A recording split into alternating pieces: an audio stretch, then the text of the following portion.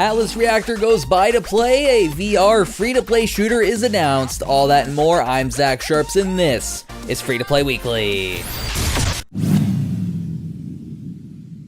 First up in the news this week, Blizzard is bringing forth more content into their free-to-play MOBA Heroes of the Storm. Preparing to kick off its first ranked play season on June 14th, Blizzard is making some changes to how the rank system works. Taking some notes from League of Legends, they decided to simplify some things a bit in how their rank system functions. In addition to the rank changes, Blizzard has also released a new video highlighting 2 new caster heroes, as well as some mounts and skins for people to check out. The new heroes look pretty slick, and I'm glad Blizzard is finally getting around to improving rank play within Heroes of the Storm. Starving for a new MMO to play? Well, it appears that WeMade's free-to-play Flying Mount extravaganza Riders of Icarus is entering its Founders Pack phase. Yep, publisher Nexon America this week brought forth 3 Founders Packs ranging from $25 all the way up to $90. If taming and riding fearsome beasts is your thing, Riders of Icarus puts a spotlight on it while encapsulating it within an epic world full of wonders and danger. The game seems fairly interesting on the surface, and I'll be checking out once it actually hits open beta because of its curb appeal. Curious when that date is though? Well, luckily for all of us, you won't have to wait too much longer. Riders of Icarus begins open beta on July 6th. Following the trend of free-to-play titles going buy-to-play, Tron World's Atlas Reactor is the most recent to make this switch. This week, the mostly free-to-play publisher and developer rolled out a producer's letter describing why they are making the switch. The reason why? Apparently free-to-play titles can't be fun. I mean, Tron World's other titles are free-to-play, so apparently they're not really that fun, are they?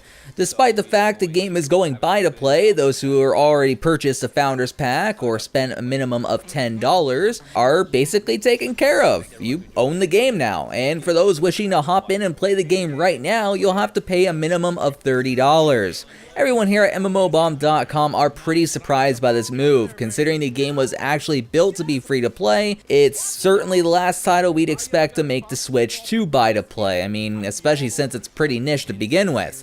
That said, it seemed that this is the trend as of late, and it's definitely caught fire. For better or for worse, that's up to you to decide.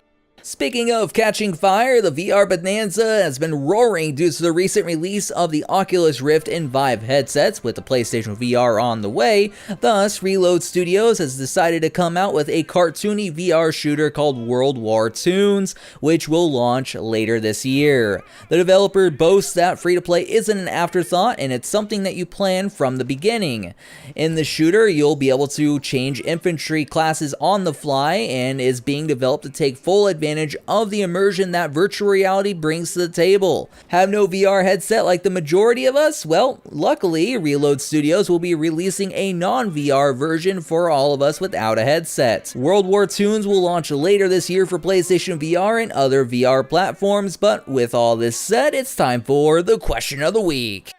Last week on the show, I asked what you guys thought about early access. A user by the name of the Mike5125 stated the following: early access is only good if developers are prepared to take the extra step and make the game better based on feedback.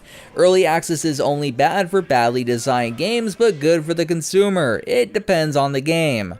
Thanks for your guys' responses. Was an interesting read for sure this week. I feel will be as well. If you wish to have your comment possibly featured in next week's episode, make sure to leave a comment down below. This week's question is, with VR getting so much hype, do you see it being the next domain for free-to-play? Why or why not? Personally, I feel unless VR catches fire sales-wise, most developers won't craft the VR experiences it needs to succeed. However, only time will tell if that actually happens, and I'm curious what your guys' thoughts are. Last up in the news this week, for those looking for a more cinematic experience, Star Wars The Old Republic has launched Chapter 13 of its expansion Knights of the Fallen Empire, and this patch comes with a free trial. Profit and Plunder takes place where the outcast will seek to rob the Eternal Empire blind, give stuff to the poor, all with the help of a con artist and of course Twi'lek rogue vets.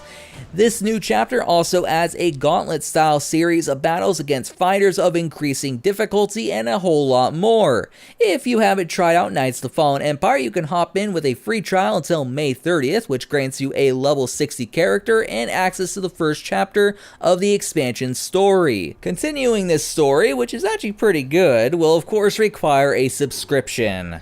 You know what doesn't require a subscription though? Giveaways, of course. Be sure to head on over to mmobomb.com, check out that giveaways page, bookmark it, and check it daily to ensure you never miss one. If you wish to stalk me a bit, my Twitter is linked down below with a top 5 upcoming MMOs list, my opinion piece, pinned to the top of my profile. But as always, signing out till next week's show, my name is Zach Sharps and I'll catch you guys next time.